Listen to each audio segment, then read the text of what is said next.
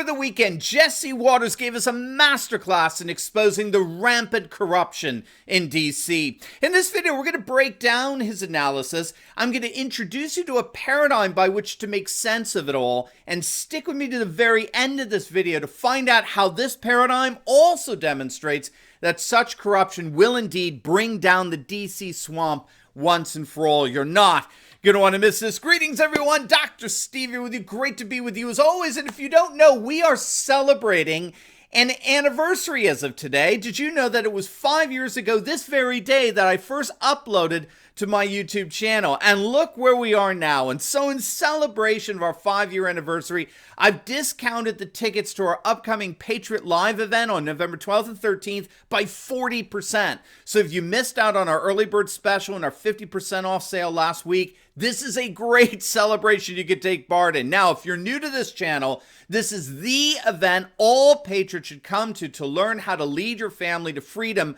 without sacrificing your beliefs, values, or God-given rights. It's a virtual conference, so you don't even have to leave the comfort of your own couch.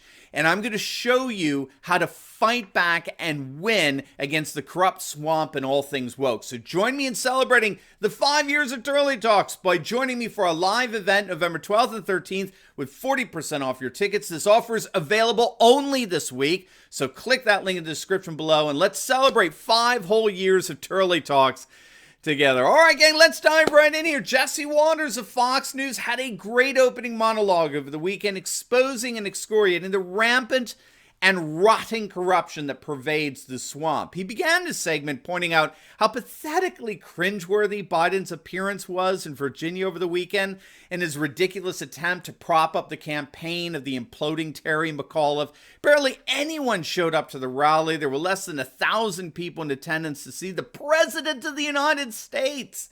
And all Biden did was talk about Trump, which actually resulted in part of the crowd chanting, "We love Trump." Check it out.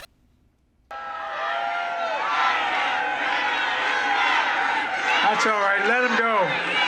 Let him go. That's okay. That's all right. Why don't you hang out and talk to me after this is over, okay? The whole thing was so embarrassing. And of course, the Trump-hating media ignored it, just like they ignored Biden's coughing into his hand and then proceeding to shake everyone else's hands, mingling with the crowd, completely maskless. If you and I were to do that, I mean, for heavens, we're super spreaders. We're worse than ISIS. And so Jesse Watters launched into an epic takedown of our permanent political class. The whole thing's a fraud. It's like the emperor with no clothes. The Democrats and the media are afraid to say this guy's got no clothes on, because if they call him out, his entire presidency collapses. So everybody sits around pretending that this is normal, like they don't see anything.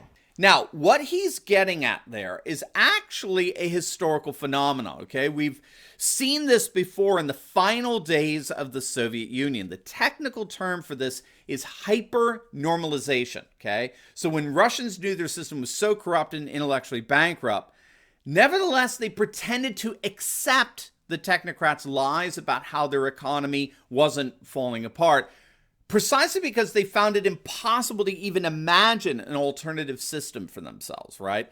It's like a failed marriage that nevertheless persists because the couple has no idea how to end it. Hypernormalization works very much the same way. It's a fraud, right, that's been normalized. Everyone knows that the permanent political class is a corrupt fraud, but we put up with it because we simply can't imagine an alternative. And so how are political leaders, how are they, particularly among the Democrats, interpreting this hyper-normalization?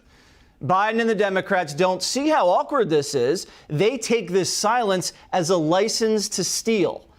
Because they're not being called out for anything, they can get away with everything. That's what they think. And they are. Hunter Biden's paintings are valued at $500,000. That's more than a signed Picasso's worth. Hunter and Joe share a secret bank account, and Hunter's associates do Joe's taxes. Now, if you don't know, what Jesse's getting at there is the media's absolute and total burying of the bombshell revelation that Joe and Hunter actually shared a bank account together.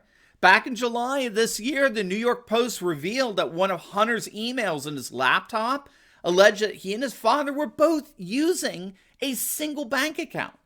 And while this is obviously a huge development in this brewing scandal, my namesake over at Fox News, Jonathan Turley, he pointed out that the stories literally disappeared into thin air.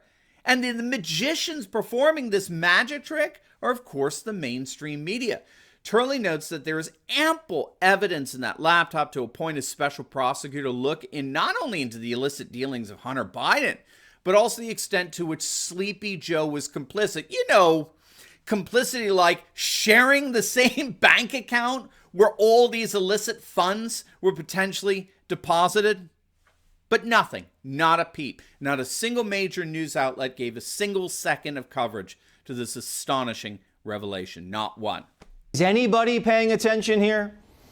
Our Attorney General's family's getting rich off critical race theory in schools. Merrick Garland's daughter married a dude who's making millions pushing CRT in Virginia. So the dad, Garland, uses the FBI to silence parents who don't want CRT. Angry parents are now the new domestic terrorists. The Attorney General's using the FBI for profit.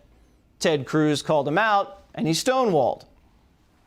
If critical race theory is taught in more schools, does your son-in-law make more money? Yes or no? This memorandum has nothing to do with critical race theory. Will you answer if you sought an ethics kind opinion? of curriculum? Will you answer if you sought an ethics I am opinion? answering the best I can. Yes or no? Did you seek an ethics opinion? This memorandum has Did you seek an ethics opinion? This memorandum has nothing to do with General, are you refusing to answer if you sought an ethics opinion? I'm telling you that there's no possible. So you're saying no. Just answer it directly.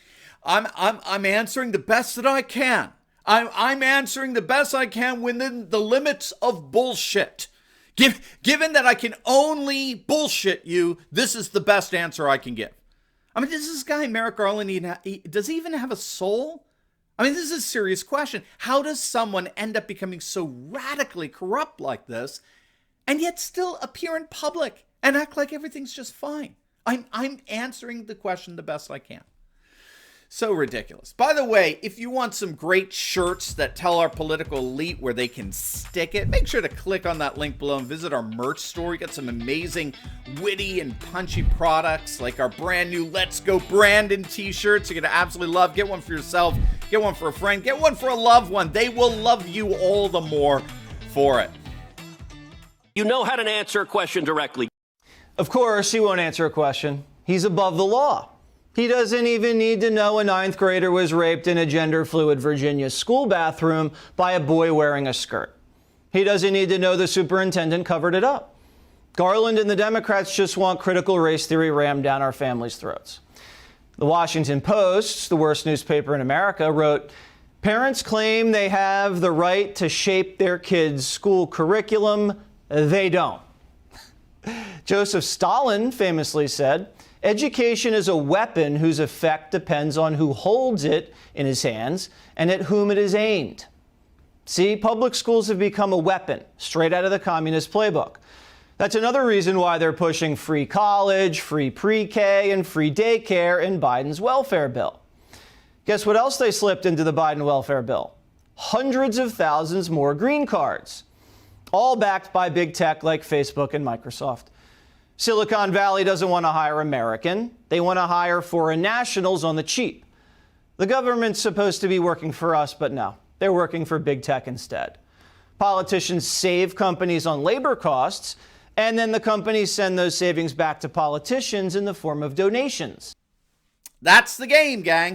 That's the game. Jesse does such a good job of unpacking the corruption in Washington, D.C. here. He's showing how, when all is said and done, Washington, D.C. has become a business model, right? It's become a business model for all kinds of people to get rich. It is not just the politicians. It's not just the bureaucrats. It's corporate interests as well. Again, it's technically referred to as corporatocracy, okay? Corporatocracy refers to how our economic, political, and judicial systems ultimately ruled and controlled by corporations and corporate interests. And Jesse did a masterful job exposing how the swamp creatures in Washington, D.C. rule according to their own interests and concerns that are so at odds with the interests and concerns of the people. Totally corrupt. Biden has no respect for American workers either, despite his little lunch pail persona. While the working man's wages are getting grinded into dust by inflation and illegal workers, Biden killed the wall. There will not be another foot of wall constructed on my administration. It's costing taxpayers $5 million a day not to finish the border wall. It just sits there rotting, while illegals scooch through the open holes. But taxpayers are footing the bill for a new wall, but not on the border, around President Joe Biden's Delaware beach house. Almost $500,000 coming out of your pockets for Biden to have his own wall. It's sickening, isn't it? Politicians protecting their own homes with your money, but leaving your home and country wide open to caravans.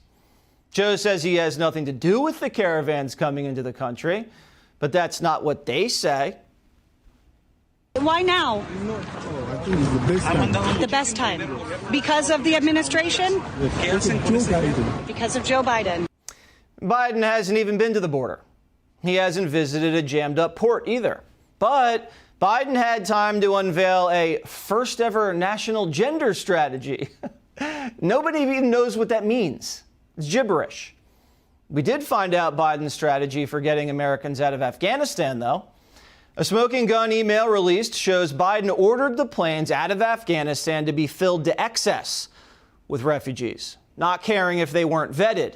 Now, the good news is that we have studies that show that nothing galvanizes people like illegal immigration. It's not just here in the United States. It's also going on in Europe as well. The more our permanent political class opens up the borders, the more the citizens of the nation rebel.